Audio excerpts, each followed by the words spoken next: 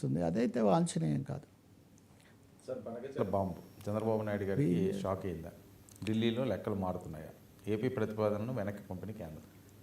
ఢిల్లీలో లెక్కలు మారడం కాదు, బనకచెర్ల అనేదాన్ని చంద్రబాబు నాయుడు ఈ వార్షికోత్సవం సమయంలో ముందు నుంచి గేమ్ చేంజర్ అన్నారు, అదేది ఇంకో విధమైన ప్రాజెక్ట్ అన్నారు, సెల్ఫ్ ఫైనాన్స్ ప్రాజెక్ట్ అన్నారు, ఇవన్నీ చాలా చెప్పారు.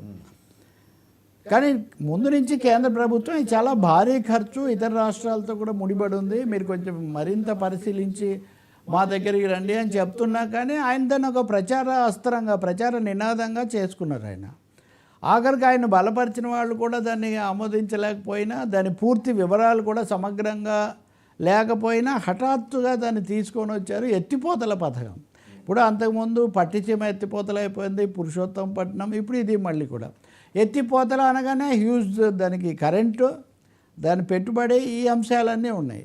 దీని మీద నేను గతంలో కూడా చెప్పా, ఇరిగేషన్ నిపుణులు, మేధావి వర్గాలు, రైతు సంఘాలు వీళ్ళందరూ కలిసి కట్టుగా విజయవాడలో సమావేశం జరిపి మరి ఇది మనకు నష్టదాయకం అని చెప్తూ వచ్చారు. తెలంగాణలో ఎట్లాగూ మాకు నష్టం, మా నీళ్లు తీసిపోతున్నారని తెలంగాణలో ఒక విధమైన వ్యతిరేకత ఉంది. అది బీఆర్ఎస్, కాంగ్రెస్ కూడా వ్యతిరేకిస్తున్నాయి.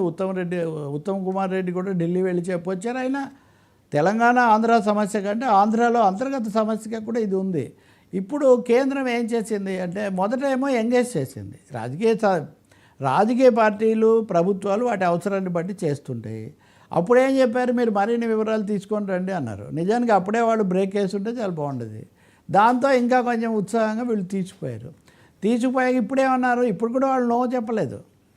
ముందు మీరు CWC central water commission permission తీసుకొని రండి, అక్కడ పర్మిషన్ ఉంటే కదా మేము పర్యావరణ అనుమతులు ఇచ్చేది.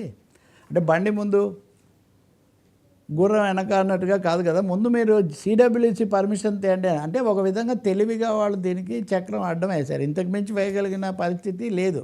కానీ కేంద్రంలో చాలా పలుకుబడింది చంద్రబాబుకు, కాబట్టి తెచ్చేసుకుంటాడేమో అని రేవంత్ రెడ్డి మాట్లాడారు, లేదా బీఆర్ఎస్ వాళ్ళు మాట్లాడారు. ఆ పలుకుబడి ఏమీ పనిచేయదు. బీజేపీ వాళ్ళు ఏం పలుకదలుచుకున్నారో అదే పలుకుబడి, వేరే పలుకుబడి అక్కడ ఏం పనిచేయదు. కానీ దీని మీద ఆంధ్రప్రదేశ్లో కూడా ఇందాక నేను చెప్పిన ఆ సంఘాలు, వాటి ప్రతినిధులు, రైతు సంఘాలు చంద్రబాబు నాయుడుకు వాళ్ళు విజ్ఞప్తి పత్రం ఇచ్చారు, మేము మిమ్మల్ని కలుస్తామన్నారు. దాంట్లో అటు రైతు సంఘం నుంచి వాడే శోభనాథేశ్వరరావు, కృష్ణయ్య, లేకపోతే రామకృష్ణ ఇట్లాంటి వాళ్ళతో పాటు ఇటు నుంచి మళ్ళీ లక్ష్మణ, ఏబి వెంకటేశ్వరరావు, పాపారావు అనే ఒక మాజీ సీనియర్ ఇంజనీరింగ్ నిపుణుడు, వీళ్ళందరూ ఉన్నారు. చంద్రబాబు వాళ్ళకి సమయం కూడా ఇవ్వలేదు. సార్ సొంత రాష్ట్రంలో వాళ్ళతో వినకపోతే ఎట్లా అండి? 2-3 అభ్యంతరాలు వాళ్ళు చెప్తున్నారు. ఒకటి, గోదావరి జలాలను తీసుకోవడం వల్ల కృష్ణా జలాల మీద మనకున్న హక్కు కోల్పోతాము. రెండోది, వాళ్లకు మళ్ళీ వాటా ఇవ్వాల్సిన పరిస్థితి వస్తుంది. ఇంకొకటి, దీన్ని నీళ్ళని తరలించడం, ప్రకాశం బ్యారేజ్ దగ్గరికి తేవడం వల్ల ఈ పంపిణీలు, ఈ వాటాలలో కొత్త సమస్యలు వస్తాయి. పెన్నా దగ్గరికి తీర్చిపోవడానికి అంటే ప్రకాశం జిల్లాలో అక్కడికి తీసుకొని పోవడానికి ఇంకో పద్ధతి ఉండాలి. మీరు ఇవన్నీ చేస్తుంటే తెలంగాణ ప్రభుత్వం అసలు ఇవన్నీ కృష్ణా జలాల్లో మనకున్న 811 టీఎంసీల వాటాకు ఆటంకం కలిగిస్తుంది. మీరు అనవసరంగా హంద్రీనీవా, సుజల స్రవంతి ఇట్లాంటివి అసలు అందులో లేవు, అవన్నీ తగ్గించండి అని వాళ్ళు వాదిస్తున్నారు. కాబట్టి బనకచెర్ల ప్రతిపాదన అనాలోచితంగా, అసమగ్రంగా తేవటం వల్ల రాష్ట్రానికి ఆర్థిక నష్టమే కాకుండా దీర్ఘకాలంలో నీటి వాటాలకు కూడా నష్టం వస్తుందని వాళ్ళు బలంగా వాదిస్తున్నారు. ఇంకా సరే, 2 రాష్ట్రాల మధ్య వాదోపవాదాలు రాజకీయాల కోసం వాడుకోవడం అది సరే. ఇప్పుడు కేంద్రం ఏదో కాగల కార్యం గంధర్వులు తీర్చినట్టుగా కేంద్రం దీనికి బ్రేక్ వేసింది. ఇప్పుడు బెస్ట్ కోర్స్ అవైలబుల్, అత్యుత్తమ పద్ధతి ఏంటంటే చంద్రబాబు నాయుడు ప్రభుత్వం దీని మీద ఒక అఖిలపక్ష సమావేశం జరపాలి, అందరి అభిప్రాయాలు తీసుకోవాలి. మూడవది, ఇవన్నీ ఇంకా ఏబి వెంకటేశ్వరరావు దాని రికార్డ్, ఇవన్నీ మెగా కంపెనీ కోసమే మీరు చేస్తున్నారు, వాళ్ళు ఇచ్చిన బ్లూ ప్రింట్ మీరు యాజ్ ఇట్ ఈజ్గా అమలు చేస్తున్నారన్న పద్ధతిలో వాళ్ళు మాట్లాడుతున్నారు.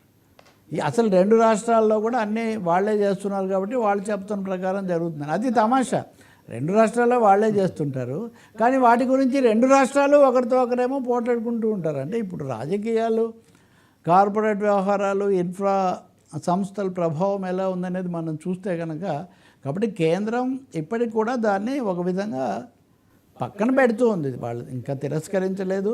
అన్నిటినీ మించి చివరిది నేను మీకు చాలాసార్లు చెప్పినట్టు ఈ సెల్ఫ్ ఫైనాన్స్ ప్రాజెక్ట్ ఏంటి, సెల్ఫ్ ఫైనాన్స్ కోర్స్ అంటే ఏంటి, చదువుకునే పిల్లోడే కట్టుకోవడం, అవును. అంటే వ్యాపార పరంగా నేర్పించడం ఇంత కడితే అని. సెల్ఫ్ ఫైనాన్స్ ప్రాజెక్ట్ అని రైతుల దగ్గర నుంచి తెస్తే కొంతమంది అంటున్నారు దానికోసం ఎంత భూమి తీసుకుంటారో అంత భూమికే అది నీళ్ళు ఇస్తుంది, దానికోసం లక్షల వేల కోట్లు ఖర్చు పెట్టాలి. 15 గ్రామాల్లో పునరావాస సమస్య వస్తుంది మళ్ళీ.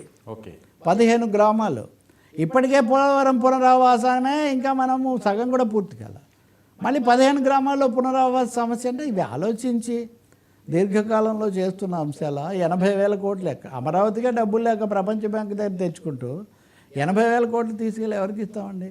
కాబట్టి బనకచెర్లకు కేంద్రం బ్రేకు, చంద్రబాబుకు షాకు అన్నది ఒక విధంగా రాష్ట్రంలో ఒక సరైన చర్చకు దారితీస్తే దానివల్ల న్యాయం జరుగుతుంది. కేంద్రం కూడా కూర్చోబెట్టండి రెండు రాష్ట్రాలను, మీరు కొట్టుకోండి అని ఇద్దరిని ఎగదోయటం ఎందుకండి, అది జరుగుతుంది. ఇప్పుడు కేంద్రం కూడా వీటిని ఎప్పటికీ ముగించకపోవడం వల్ల ఏమంటుంది తెలుసా వర్మ, కేంద్రం పోలవరం సమస్య ఇంకా పరిష్కారం కాలేదు, 3 రాష్ట్రాల నుంచి అభ్యంతరాలు ఉన్నాయని. మీరు ఏం చేస్తున్నారండి మరి? కేంద్రం జాతీయ ప్రాజెక్టు కట్టాల్సింది మీరు చాలా ఇప్పుడు స్నేహంగా ఉన్నారు అని చంద్రబాబు నాయుడు గారు ఇంకొకరు సంతోషపడుతున్నారు, భాగస్వామిగా ఉన్నారు, అప్పుడు ఉన్నారు 2018 వరకు. ఇప్పుడు కేంద్రంలో కూడా తెలుగుదేశం ఉంది, మరి మీరు ఎందుకు పరిష్కరించారు? పోలవరమే కాలేదని పదే పదే చెప్తున్నారు. కాబట్టి ఇందులో ఏదో రాజకీయం, ప్రాజెక్టుల రాజకీయం కూడా ఒకటి ఉంటుంది.